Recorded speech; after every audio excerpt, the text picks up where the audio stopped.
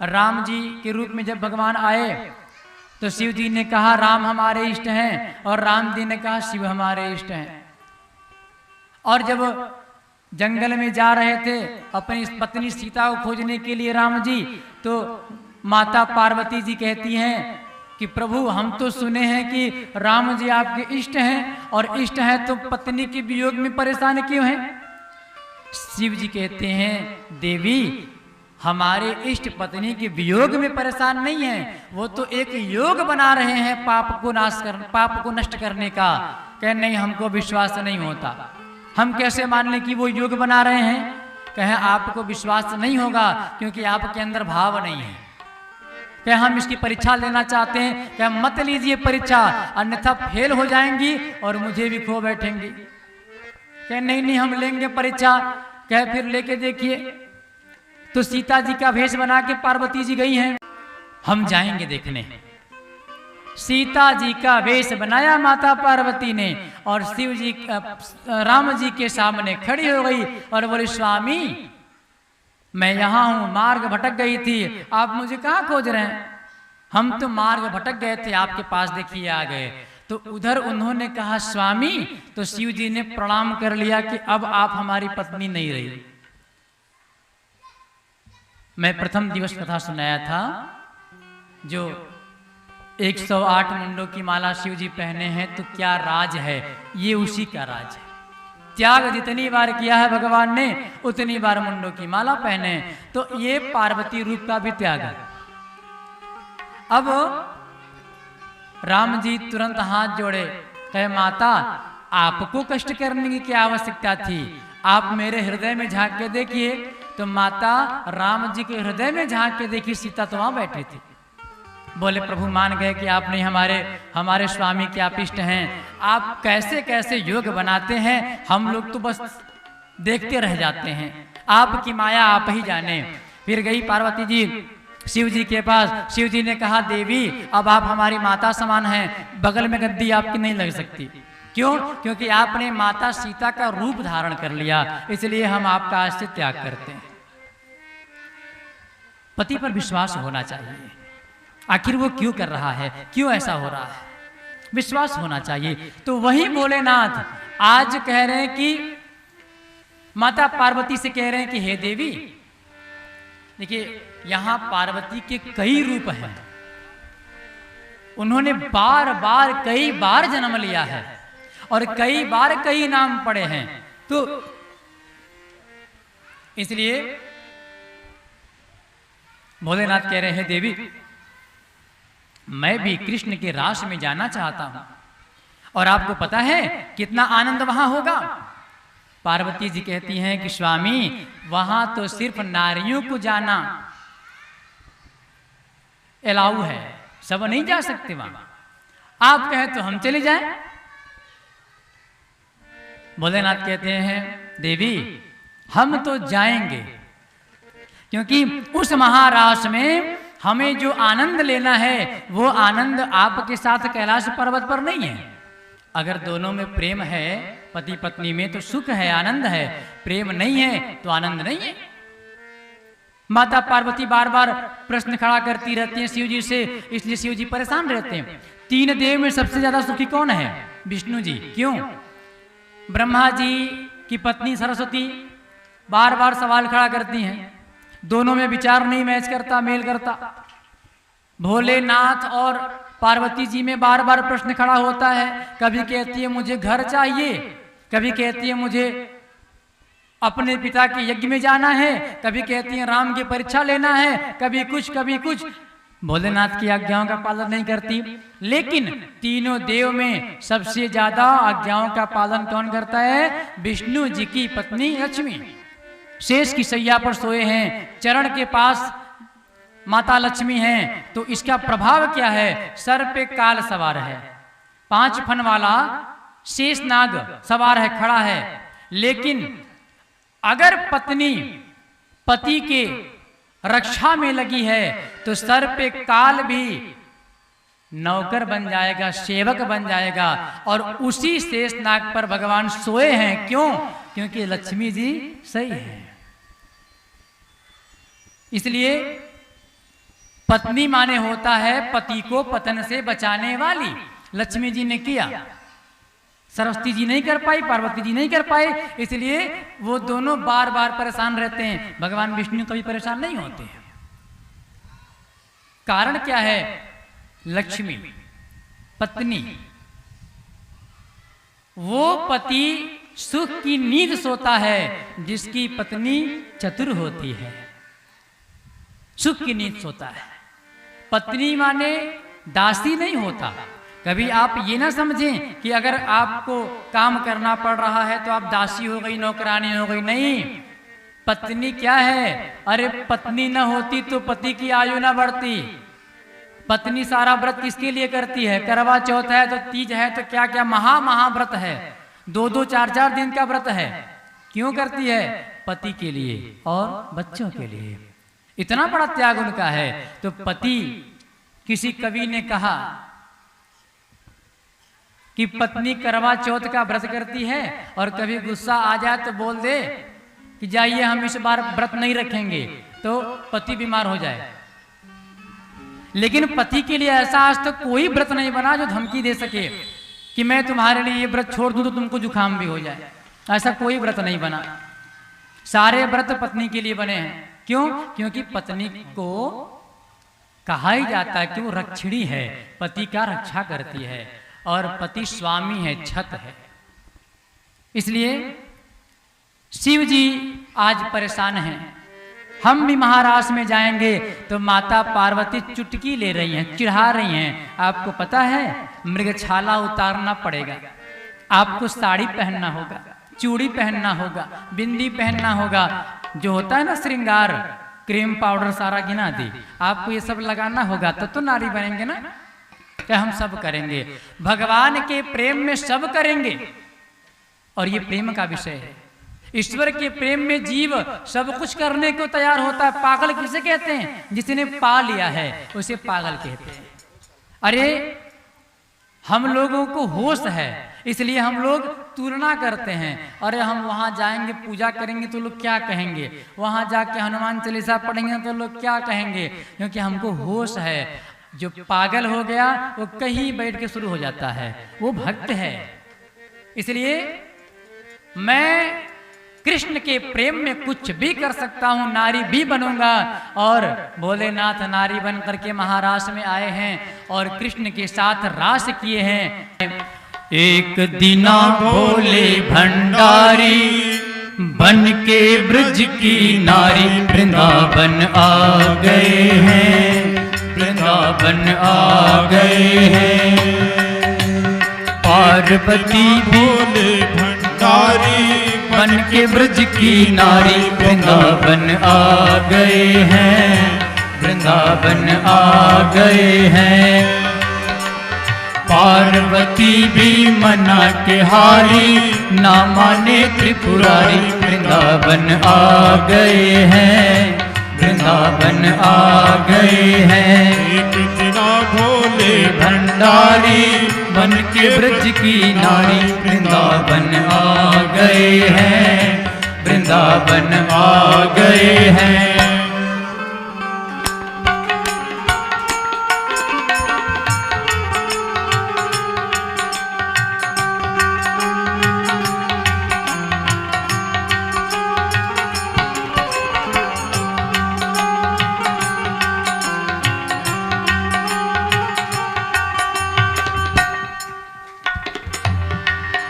अब पार्वती जी से शिव जी से संवाद चल रहा था। भोलेनाथ क्या कहते हैं पार्वती जी से?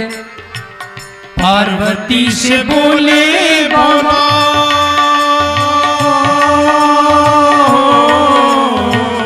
पार्वती से बोले भोला, मैं भी नचूंगा महाराज में तेरे साथ में।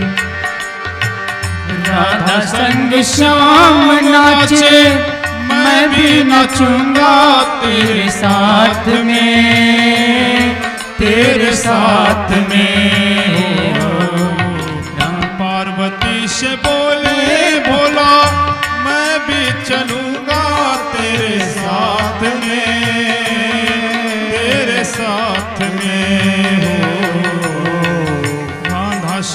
श्याम नाचे मैं भी नाचूंगा तेरे साथ में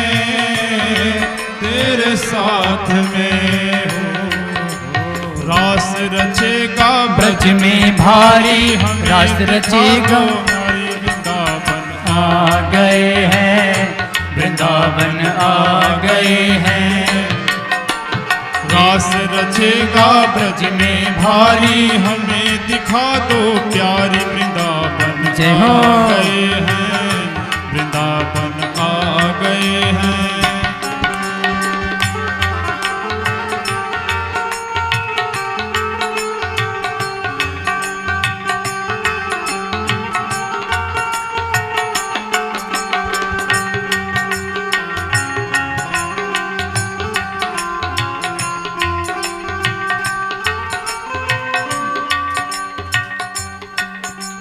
अब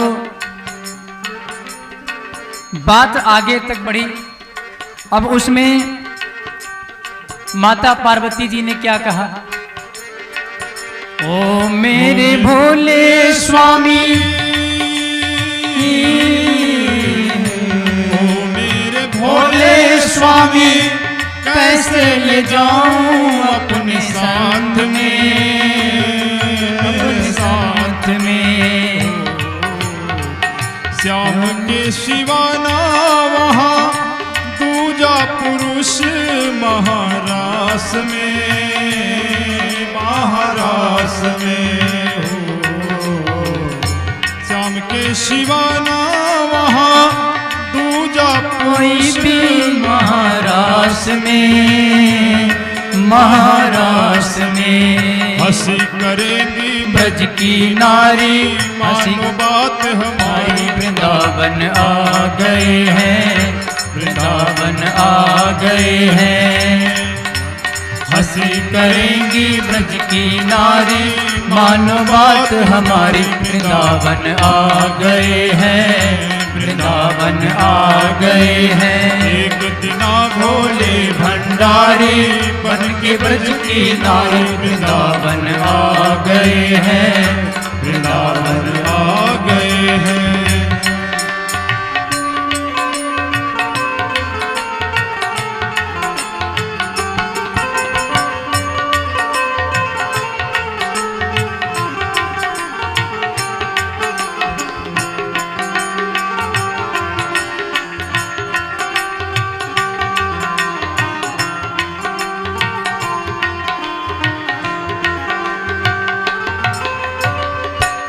ऐसा बना दो मुझे कोई न जाने इस राज को, इस राज को। मैं हूँ सहेली तेरी, ऐसा बताना ब्रजराज को, ब्रजराज को। ऐसा बना दो मुझे कोई न जाने इस राज को, इस राज को। मैं हूँ सहेली तेरी, ऐसा बताना ब्रजराज को, ब्रजराज को। बांध के जूड़ा, बांध के जूड़ा पहन की साड़ी, चाल चले मत वाली। वृंदावन आ गए हैं, वृंदावन आ गए हैं। बांध के जूड़ा पहन के साड़ी, चाल चले मत वाली। वृंदावन आ गए हैं, वृंदावन आ गए हैं। एक दिना भोले भंडारी बन के ब्रज की नारी, वृंदावन आ गए हैं, वृंदावन आ गए हैं।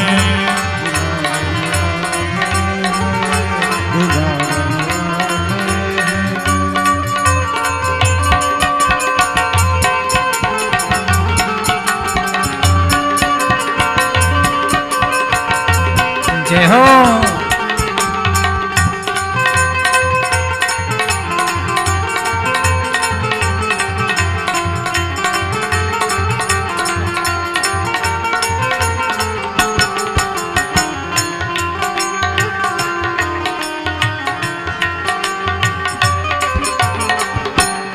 के सती ने कहा बलिहारी जाऊं इस रूप में, इस रूप में हो। अब भगवान ने क्या किया, भोलेनाथ ने कहा कि मुझे भी साथ लेके अपने चलो और बताना कि हम आपकी सहेली हैं, क्योंकि आप तो नारी हैं, आपको तो वहाँ छूट है, हम तो पुरुष हैं। लेकिन हम जब रूप बदलेंगे तो वहाँ कोई प्रश्न करे तो बताना कि हम सहेली हैं। तो भगवान भी नारी बन गए हैं, और जब नारी बने हैं तो इतना सुंदर लगे हैं कि माता पार्वती उस रूप पर बलिहारी हो गई। बोली वाह रे प्रभु, इतना सुंदर रूप आपका। तब पार्वती जी ने कहा हंस करके, हंस के सती ने कहा बलिहारी जाऊं इस रूप में, इस रूप में। एक दिन तुम्हारे लिए आए मुरारी इस रूप में, इस रूप में। हंस के सती ने कहा बलिहारी जाऊं इस रूप में, इस रूप में हो। एक दिन तुम्हारे लिए आए मुरारी इस रूप में, इस रूप में। मोहिनी रूप बनाए मुरारी, अब है तुम्हारी बारी। वृंदावन आ गए हैं, वृंदावन आ गए हैं। हो मोहन रूप बनाए मुरारी, अब तुम्हारी बारी। वृंदावन आ गए हैं, वृंदावन आ गए हैं। एक दिना भोले भंडारी बन के ब्रज की नारी। वृंदावन आ गए हैं, वृंदावन आ गए हैं।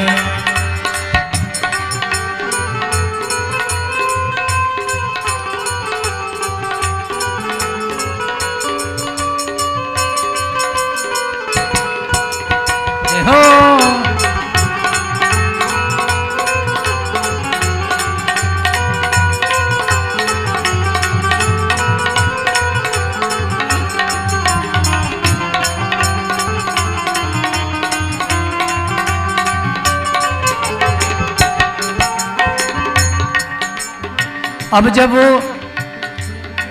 गए महाराष्ट्र में तो भगवान तो तुरंत देख करके समझ गए, भगवान कान्हा जी तुरंत देख के समझ गए कि भोलेनाथ आ गए। लेकिन जब उनको देखे तो बंसी बजाना शुरू किए, और जब बंसी की तान छिड़े है तो सभी मंत्रमुग्ध हुए हैं। और फिर देखा मोहन ने समझ गए वो सारी बात रे, सारी बात रे। ऐसी बजाई बंसी सुध बुधे हैं भोलेनाथ रे, भोलेनाथ रे। देखा मोहन ने समझ गए सारी बात रे, सारी बात रे हो। ऐसी बजाई बंसी सुध बुधे हैं भोलेनाथ रे, भोलेनाथ रे। सिर से सिरक गई जब साड़ी, सिर से सरक गई जब साड़ी। मुस्कुराए गिरधारी वृंदावन आ गए हैं, वृंदावन आ गए हैं। सिर से सरक गई जब साड़ी, मुस्कुराए गिरधारी वृंदावन आ गए हैं, वृंदावन आ गए हैं। एक दिना भोले भंडारी बन के ब्रज की नारी। वृंदावन आ गए हैं, वृंदावन आ गए हैं, वृंदावन आ गए हैं, वृंदावन आ गए हैं, वृंदावन आ गए हैं, वृंदावन आ गए हैं, आ गए हैं। तो भगवान कैलाश पर्वत से नारी बन करके आए, वृंदावन में आए और भगवान कृष्ण के साथ रास में शामिल हुए। भगवान तो समझ गए कि अब हमारे भोलेनाथ आ गए हैं, तो जब भोलेनाथ आ गए हैं तो उनको देख करके और सुंदर बांसुरी बजाई। देखिए, रास माने अभी मैंने बताया आपको एक दूसरे में खो जाना, और खो जाने का मतलब वहां किसी अभद्रता से नहीं है। ये जो प्रेम भगवान का है, इस प्रेम में क्या था, गोपियां भी नाच रही हैं, कान्हा भी नाच रहे हैं और बंसी बजा रहे हैं। तो बंसी बजाते समय जो उसकी तान निकलती है, धुन निकलती है, उस धुन पर गोपियां खो गई हैं। यही महारास है। अर्थात उन्हें सांसारिक कोई ज्ञान न हो, उन्हें अपने शरीर का शुद्ध बुद्ध न हो, सिर्फ एक परमेश्वर का ध्यान हो, यही तो महारास है। तो इसको भाव से समझा जाए। अब महारास करते करते जब भगवान देखे कि गोपियां तो बिल्कुल मंत्रमुग्ध हैं, मंत्रमुग्ध का मतलब वही खो जाना, भगवान एक तरफ आ गए।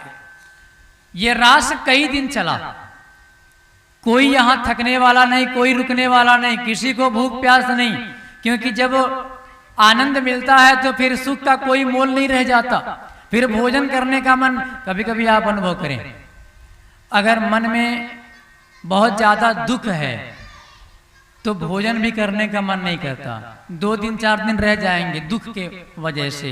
और बहुत ज्यादा सुख है तो भी हम सोचते हैं क्या कर दें, फिर खाने पीने का शुद्ध नहीं रहता। तो यहाँ तो आनंद का अनुभव हो रहा है, यहाँ तो भोजन का कोई मतलब ही नहीं बनता। चल रहा है कई दिन रास, गोपियां बिल्कुल उसमें लीन हैं, एकदम खो गई हैं। तब भगवान अपनी माया खींच के वापस आए और भोलेनाथ से संवाद होने लगा, प्रभु आप मेरे इस महारास में आए, हमारा महारास धन्य हुआ। भोलेनाथ ने कहा, अरे धन्य तो मेरा जीवन हो गया, इतना सुंदर माहौल बना। अब नाचते नाचते एक दूसरे में इधर उधर खो गए। अब माता पार्वती कहीं और भोलेनाथ कहीं और। अब माता पार्वती भोलेनाथ को खोजने लगी। अब भगवान ऐसा रूप, नाचने के भाव में ऐसा रूप बनाए कि गोपियों में और भोलेनाथ में कोई अंतर ही नहीं दिख रहा है। अब माता पार्वती परेशान, हमारे स्वामी कहाँ गए? कान्हा से बोले, हे कान्हा जी हमारे स्वामी कहाँ गए? कहे आपके स्वामी हैं, आप खोज लीजिए, हम क्यों बताएं कहाँ गए? ये हमारी थोड़ी ड्यूटी है, आप लेके आए तो आप जाने। अब बड़ी समस्या हो गई, अब खोजने लगी। कान्हा जी बोले पहले अपने पति से प्रेम है तो खोज के दिखाइए। अब माता पार्वती परेशान, अब वहां हजारों गोपियां हैं, उसमें खोजे कहाँ मिले? थक गई, परेशान हो गई, बोले कान्हा जी मुझे मेरा पति वापस कर दीजिए। क्या बस यही प्रेम आपका है? आप अपने पति को नहीं पहचान पा रही हैं। देखिए एक बात ध्यान दीजिए, प्रेम में बहुत शक्ति होती है और 2-4 जो खास प्रमाण हैं वो दिए जाते हैं, लेकिन प्रमाण लाखों करोड़ों हैं। अनुसुईया का नाम आपने सुना? अनुसुईया माता अपने पति से बहुत प्रेम करती थी, बहुत प्रेम करती थी, इतना ज्यादा प्रेम करती थी कि उन्हीं को भगवान मानती थी। ओम पति परमेश्वराय नमः का जाप करती थी। तो तीनों देवियों ने विचार किया, सरस्वती, लक्ष्मी और पार्वती जी ने, कि हम तो देवी हैं। उनको घमंड हो गया कि हम तो देवी हैं और हम तो अपने पति से ज्यादा प्रेम करते हैं, मनुष्यों में ये प्रेम कहां से आ गया, हमसे ज्यादा प्रेम करे। तो परीक्षा लेने के लिए अपने पति को भेजा, तीनों अपने अपने पति को भेजे और तीनों साधु का वेश बना के हाथ में कमंडल लेकर के भिक्षा मांगने के लिए आए और अनुसुईया जी के दरवाजे पर माताम भिक्षाम देहि मांगने लगे। मुझे थोड़ा भोजन करा दो माता। माता अंदर से लेकर के आई तो इन 3 ऋषियों ने, जो 3 देवते ऋषि बन के आए थे, इन्होंने शर्त रखा कि मैं उसी माता के हाथ का भोजन करता हूं जो माता निर्वस्त्र होकर के भोजन बनाती है और खिलाती है। ये तो एक संस्कारी महिला के लिए, एक पतिव्रता महिला के लिए बहुत बड़ी बात हो गई। लेकिन भारतीय नारी में भक्ति प्रबल मात्रा में भरी है। वो अगर वो वास्तव में सच्ची नारी है, परेशान नहीं हो सकती। माता ने कहा ठीक है कराएंगे, आइए अंदर। अब ऊपर तीनों देवी, अरे तो बड़ा गलत नारी है, इसको शर्म नहीं आता है, हमारे पति के सामने बताओ निर्वस्त्र होकर के ये खाना खिलाएगी। ऊपर कहा सुनी आपस में शुरू हो गया। भोलेनाथ, ब्रह्मा जी, विष्णु जी सब विचार कर रहे हैं, अरे ये वास्तव में क्या करेगी। अब अंदर गए। जाने के बाद माता ने योग विद्या के द्वारा कहा कि हे जगत सृष्टि करता, जगत पालन करता, जगत संहार करता, सोचिए उन्हीं को याद किया जो लोग आए हैं। अगर मेरी भक्ति प्रबल है, अगर मैंने सच्चे मन से अपने पति का ध्यान किया है, पति के सिवा किसी पर पुरुष का ध्यान नहीं किया है, तो इन तीनों ऋषियों को बालक बना दीजिए। और जल छोड़ दिया, वो तीनों ऋषि बालक बन गए। अब छोटे बालक के सामने चाहे जैसे रहे, क्या मतलब है, कोई दिक्कत नहीं है। तीनों नन्हे से बालक बन गए। अब बालक बने, उसके बाद आराम से भोजन कराया, पालना में सुलाया, खिलाया, काफी दिन रखे रही। अब जब इनको लेने के लिए कोई आएगा तो हम देंगे। अब उधर पूरे ब्रह्मांड में एक हाहाकार मच गया। तीनों देव कहाँ गए, तीनों देव कहाँ गए। अब किसी को ये थोड़ी पता था कि ये तीनों महिलाएं परीक्षा देने के लिए भेजी हैं। महिला की परीक्षा लेती है ना, बड़ी तेजी से लेती है कि देखिए उसमें क्या है। तो अब काफी दिन बीत गया। योग विद्या के द्वारा, पति परमेश्वर के ध्यान के द्वारा ऐसा कवच बना दिया था अपने घर में कि देवियां चाहे कोई उनके घर में नहीं झांक सकती थी, चाहे कितनी बड़ी शक्ति क्यों ना हो। अब तीनों देवी परेशान, हमारे पति अंदर गए लेकिन आज तक निकले नहीं, अंदर क्या मामला है। अंत में उनको आना पड़ा अनुसुईया के यहाँ। आई, आने के बाद प्रार्थना की, हे देवी हमारे पति यहाँ पर आए हैं और हम उनको लेने के लिए आए हैं। कि अच्छा वो तुम्हारे ही पति हैं, आओ ले जाओ। अंदर तीनों देवियों को ले गई और तीनों देव बालक बन करके पालने में खेल रहे हैं और ये माता अनुसुईया उनको झुला रही है, खिला रही हैं। कह अपने अपने पति को ले जाओ। अब तो बड़ी दुविधा हो गई। पतिव्रता नारी के अंदर वो शक्ति है कि देव को बालक बना दे, लेकिन इन तीनों के अंदर ये शक्ति नहीं है कि अपने पति को पहचान ले। तो अनुसुईया जी ने भी चैलेंज कर दिया, ले जाओ अपने पति को, अगर पतिव्रता भक्ति है तो पहचान लो अपने पतियों को। अब ये उनको देखे, वो उनको देखे, उनको देखे परेशान हो गई। अंत में नतमस्तक हुई, माता हम आपकी परीक्षा के लिए भेजे थे, लेकिन आज हम मान लिए कि नहीं, वास्तव में आप पतिव्रता भक्ति का पालन करते हैं। आपने बहुत ही भाव के साथ अपने पति की सेवा की और भारत की नारी में ये शक्ति है कि यमराज से प्राण खींच के ला सकती है, कुछ भी कर सकती है। तो फिर अपने योग विद्या के द्वारा वही उन्होंने कहा कि हे तीनों देव, अगर मैंने अपने पति की सच्ची भावना से पूजा सेवा की है, इनके सिवा किसी और पुरुष का ध्यान नहीं किया है, तो इन तीनों को यथास्थान यथा रूप प्रदान करें। यथा माने जो इनका वास्तविक रूप है। जल छोड़ा, फिर ब्रह्मा विष्णु महेश आ गए। जब आए तो देवियों ने नतमस्तक होकर के उनका स्वागत किया। अनुसुईया जी का, हे माता आज से आप हमारी गुरु हैं। फिर वहां से तीनों देव को इन्होंने भोजन कराया था, इसलिए तीनों देव ने एक नया रूप वहां से धारण किया। तीनों देव एक में मिले और वहां से त्रिदेव महाराज के रूप में, दत्तात्रेय महाराज के रूप में वहां से उन्होंने एक नया जन्म लिया। तो कहने का भाव ये कि नारी अगर चाहे तो सृष्टि को बदल सकती है। नारी अगर चाहे तो इस संसार में कोई ऐसा पावर नहीं है जो उनको झुका दे। बस अंतर इतना है कि अपने अस्तित्व को भूल गई है और वो थोड़ा माया में लीन हो गई है। तो माता पार्वती से कहे कान्हा जी मैया आप ले जाओ अपने पति को। अब माता इधर उधर खोजे, फिर परेशान।